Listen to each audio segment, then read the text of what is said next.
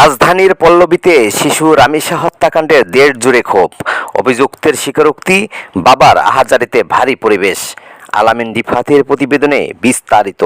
রাজধানীর পল্লবী এলাকায় 8 বছর শিশু রামিসাকে ঘিরে ঘটে যাওয়া নৃশংস হত্যাকাণ্ডের একের পর এক চাঞ্চল্যকর তথ্য সামনে আসছে। বুধবার 20 মে বিকেলে মামলার তদন্ত কর্মকর্তা পল্লবী থানার উপপরিদর্শক ওহিদুজ্জামান জানান, অভিযুক্ত সোহেল জিজ্ঞাসাবাদে শিশুটিকে টয়লেটে নিয়ে প্রথম ধর্ষণ এবং পরে গলা কেটে হত্যার কথা স্বীকার করছেন। এ ঘটনায় এলাকা জুড়ে নেমে এসেছে শোকের ছায়া।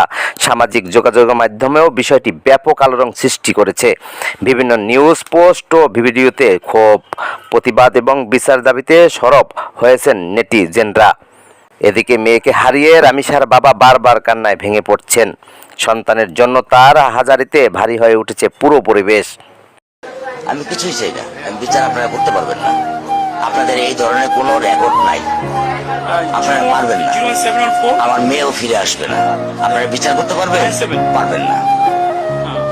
আপনারা কোনো এক্সাম্পল দাঁড়া করতে পারবেন পারবেন না। আমার থেকে স্টেপ নেবেন, স্টেপে লিখিত নেবেন পারবেন না।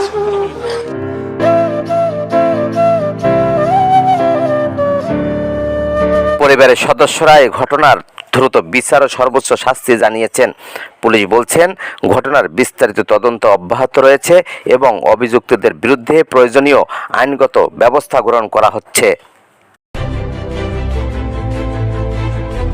16 বাংলা টিভি, আবহমান বাংলার